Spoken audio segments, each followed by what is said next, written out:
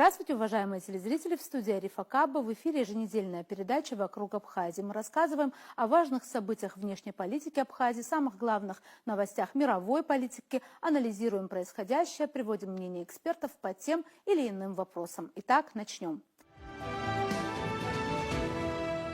10 сентября в Комиссии по безопасности и сотрудничеству в Европе США, известной также как Хельсинская комиссия, состоялись слушания по Грузии. Докладчики и конгрессмены резко раскритиковали внешнюю и внутреннюю политику грузинской мечты. От партнера к проблеме антиамериканский разворот Грузии. На заседании под таким названием конгрессмены, как сообщается, заслушали пятого президента Грузии Саломе Зурабишвили, бывшего министра обороны Тину Хидашели, старшего научного сотрудника Hudson Institute Люка Коффи. На слушаниях говорили о необходимости принятия Мегабори-акт о сближении грузинской мечты с Россией, Ираном и Китаем и отмечали, что это противоречит политике президента Дональда Трампа. Давайте-ка напомним о том, что такое Мегабори-акт. С английского это переводится как закон о мобилизации и расширении возможностей Грузии для построения подотчетности, устойчивости и независимости. Аббревиатура Мегабари соответствует грузинскому слову «друг», закон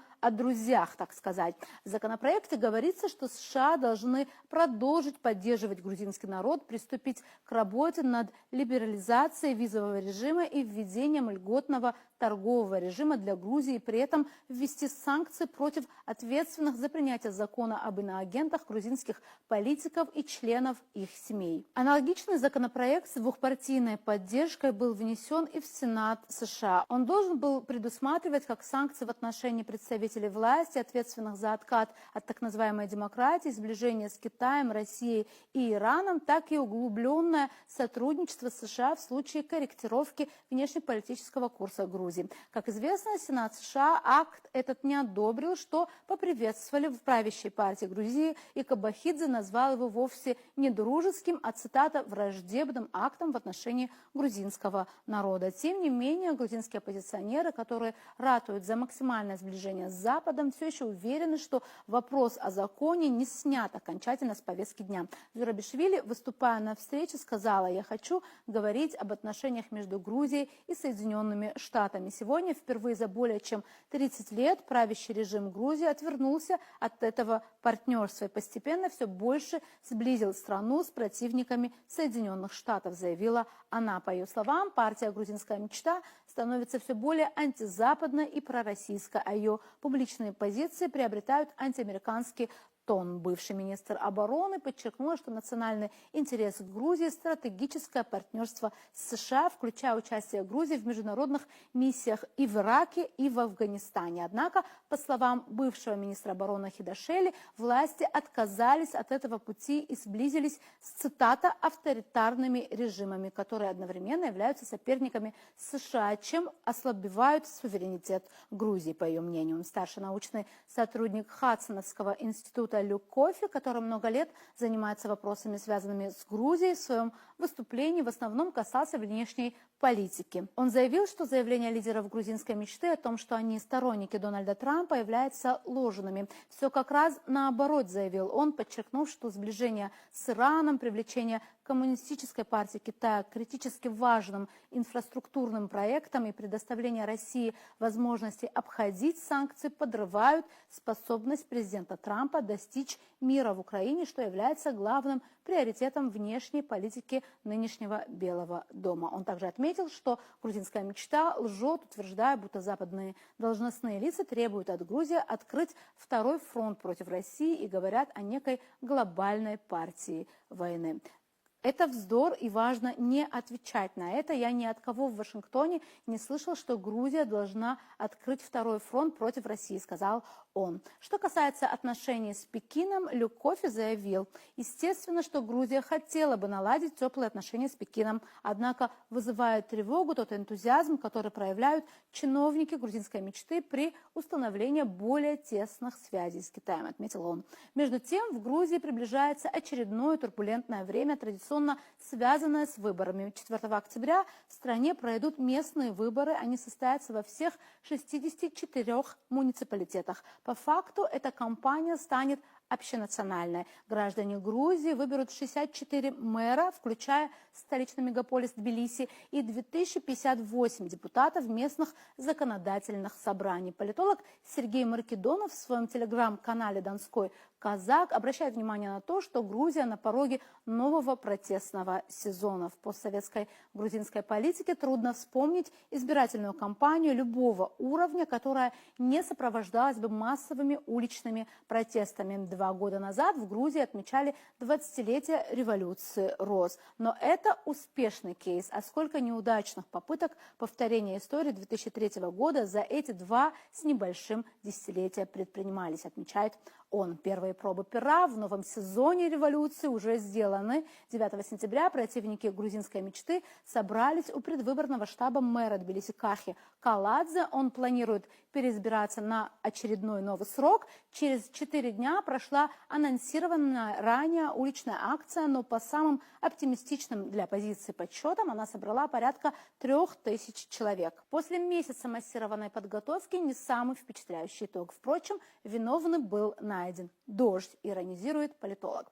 Ну а если оставить иронию в стороне, политолог делает вывод о том, что единственное, что можно делать в этой ситуации, это выжидать и наблюдать, сможет ли грузинская мечта в очередной раз удержать лидирующие позиции, несмотря на серьезный настрой оппозиции и поддерживающих ее западных сил.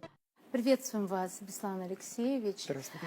Сегодня мы хотели бы поговорить о наших ближайших соседях, о Грузии, о том, что там происходит. Любопытное было такое событие. Хельсинская комиссия обсуждала так называемый антиамериканский поворот Грузии. Там присутствовала бывшая Зурабишвили, небезызвестная, бывший министр обороны. Все они говорили о том, вот как плохо, как правящая партия «Грузинская мечта» стала грузинским кошмаром. Они отвернулись от Запада, в частности от США. Как вам, вот самый главный вопрос, это вот их позиция, которую они очень активно продвигают, имеются в виду оппозиционеры, да, грузинские. Но как вам кажется, действительно ли это так?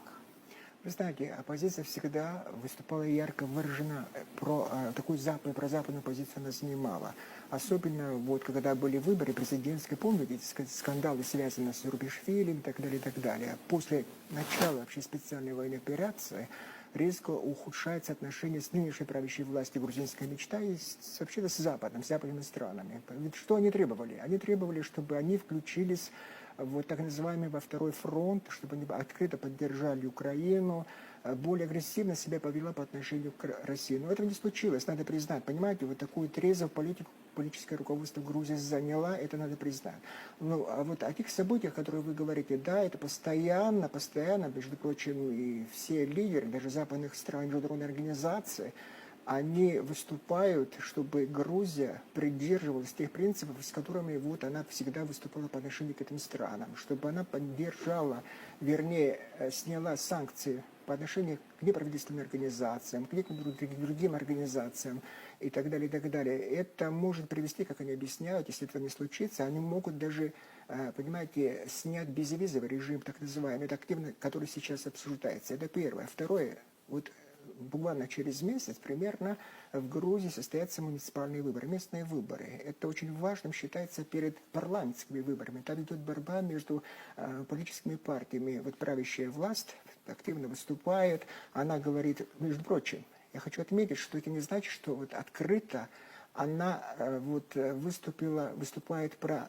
российскую такую позицию грузинская мечта. Недавно премьер-министр Грузии заявил, что мы привержены Европейскому Союзу. Я вам напомню, что в Конституции Грузии есть статья о вступлении в Европейский Союз и НАТО.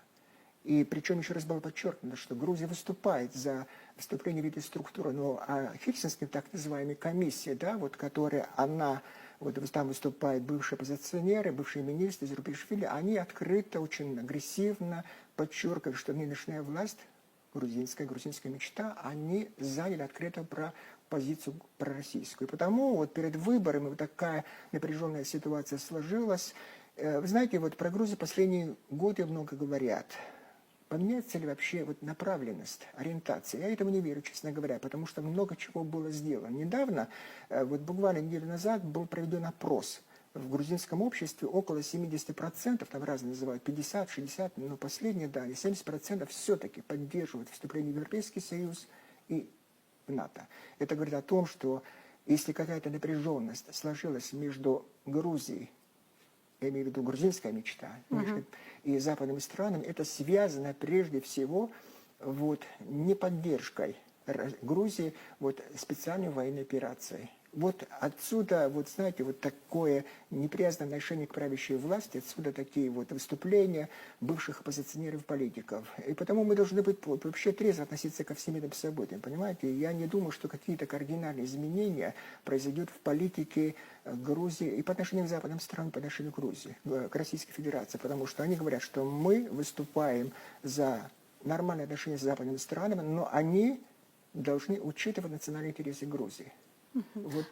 Вот такая вот политика жесткая, которую они занимают, которая не нравится западным лидерам. Вы уже коснулись этой темы. 4 октября в Грузии будут местные выборы, они довольно обширные будут, охватят всю фактически страну, и многие предрекают, как это часто свойственно выборам там, такую турбулентность, что люди могут выйти на улицы, начнутся опять протесты. Как вам кажется, как это все произойдет? И главный вопрос, как вам кажется, грузинской мечте смогут оппонировать оппозиционеры? Есть вообще вероятность, что они придут вот к власти хотя бы на местах? Вы знаете, я допускаю, что на некоторых выборах местных может оппозиционная власть прийти к власти, но подавляющее большинство, прогнозы так вот, предсказывают прогнозисты, да, аналитики говорят, что все-таки грузинская мечта победит на муниципальных выборах. Они пользуются большей поддержкой, им нравится такая политика, не явно открытая по отношению к Западу, такая осторожная политика, которая ведет и по отношению к специальной военной операции, по отношению к России. Это привело к тому, что нормальные отношения, если так можно выразиться, да, сложились между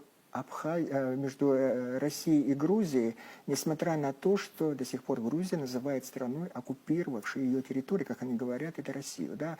Поэтому такая политика очень взвешенная, которая нравится подавляющему числу вот, жителей Грузии. Но это не говорит о том, что, понимаете, в грузинском обществе все спокойнее, эти выборы могут снять напряженность. Всегда в Грузии, когда проходили выборы муниципальные, выборы парламента, когда президентские, всегда происходило с событиями очень такими, вы знаете, агрессивным отношением политических сил по отношению друг к другу. Вообще на Кавказе всегда, к сожалению, это имеет место. Это, может быть, говорит о нашей политической культуре, что всегда в выборе это очень сложное испытание. Это касается и Грузии.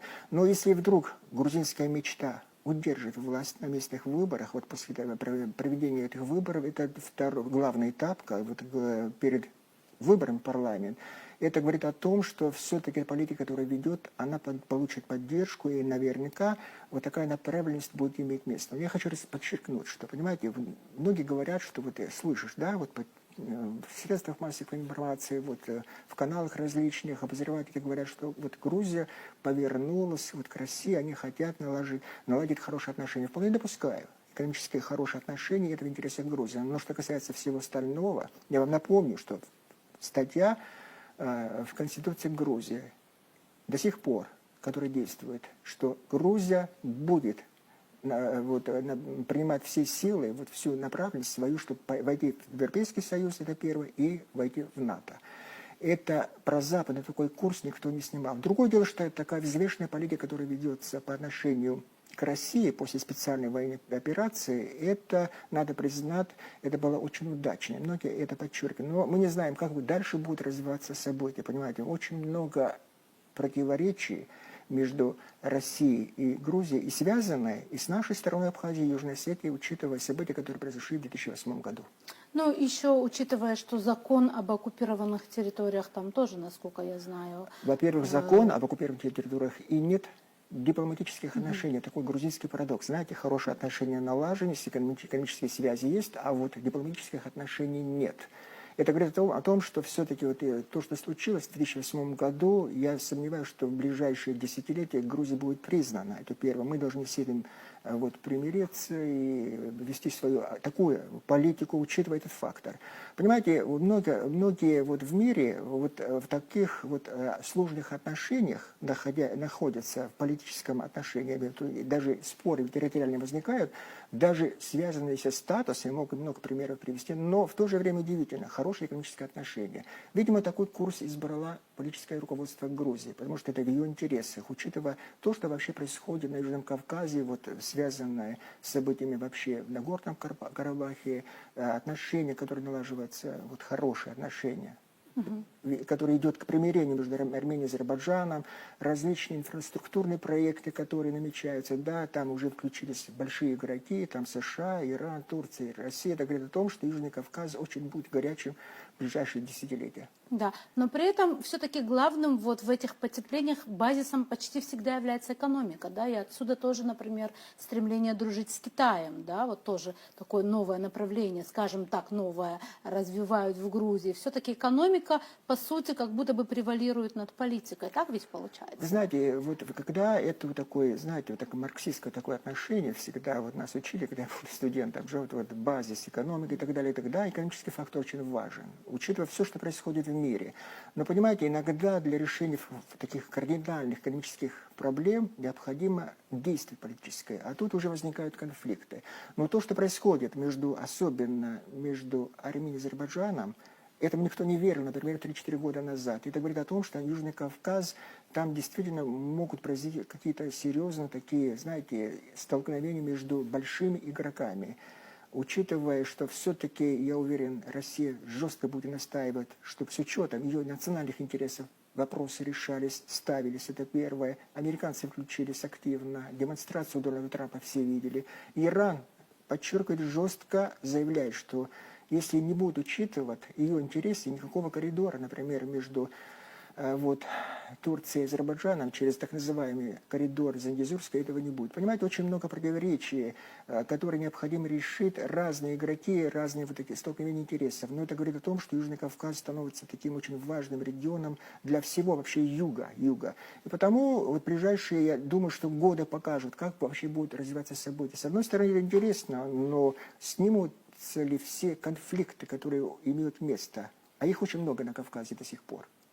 Но, с другой стороны, вот как вы сказали, политические вопросы остаются, экономически очень много решают, и вы действительно сказали, что вот то, что произошло с Арменией и Азербайджаном, действительно, каких-то 5 лет назад представить, что такое было сложно. Но мы видим, что люди идут дальше, оставляя как-то в стороне политику, и очень много говорится о логистических каких-то моментах тоже на Южном Кавказе. Вот тут где наше место, даже если мы, допустим, отодвинем какие-то другие дела? Вы знаете, Абхазия должна, если мы же говорим об Абхазии, да, должна решать свои очень такие, знаете, национальные интересы, учитывая все-таки, какое место мы занимаем. Понимаете, какое место мы занимаем? Мы должны быть вот в этих вопросах, хотя очень важный регион, потому что мы не будем забывать эту дорогу, эту коммуникацию, такую, которая называется Закавказской. Понимаете, когда-нибудь этот вопрос поднимут. Это очень важно для России, для стран Южного Кавказа. Вы имеете в виду транспортное Это и транспортное, инфраструктурное, это касается наших портов и так далее, и так далее. И мы должны вот готовиться к этому в каком плане? Жестко отстаивать свои интересы через Российскую Федерацию. Что Абхазию вот так не взяли и выбросили. Это очень важно. Пока, понимаете, никто вот так активно, вы знаете, не ставит вопрос, потому что там решается, вот, связано с инфраструктурой и так далее, свои вопросы, свои, вот, знаете, связи какие-то налаживают между этими странами. Но когда-нибудь вопрос возникнет, в ближайшие, может быть, 5, 6, 7 лет. И мы должны быть очень готовиться к этому. Это первое. Второе. Знаете, еще очень важно, когда говорят об Абхазии, очень важно вот ближайшие, я думаю, что лет 10-15, настолько интегрироваться, учитывая статус политической суверенитета Российской Федерации, чтобы ни у кого в будущем, во всяком случае в современной истории, никого не возникли вопросы сомнительные такие, что когда-нибудь статус Абхазии будет изменен. Понимаете, это очень важно. Мы находимся в очень таком сложном таком отношении. Мы плохо поработали, давайте не будем скрывать, за последние годы с Российской Федерацией в этом плане. И причина, самая главная, наша внутренняя политическая нестабильность. Если мы это преодолеем, если власть политическая в этом отношении поработает, я уверен, что Россия предпримет такие шаги по отношению к Абхазии и Южной Осетии, что вопрос и в будущем власти Российской Федерации никогда в таких отношениях, знаете, таких сомнительных по отношению к нашему статусу, который мы получили после окончания войны, потом это было подтверждено признанием со стороны Российской Федерации, не будет предусмотрено. Но в этом отношении, это самое главное, инфраструктура важна, но мы должны таким образом выступать всегда, что это в наших национальных интересах. Без России, не дай бог, если какие-нибудь изменения по отношению к Российской Федерации, по отношению к Абхазии произойдет, знаете, вопрос политического будущего, национального будущего, вообще культурного будущего Абхазии будет очень-очень таким, знаете, сомнительным, и не дай бог, и в этом отношении все политические силы Абхазии должны работать, и самое главное, чтобы у нас установилась стабильность. Это требование Российской Федерации. Понятно. Большое спасибо, Беслан Алексеевич, что пришли ответить на наш вопрос. Благодарю вас.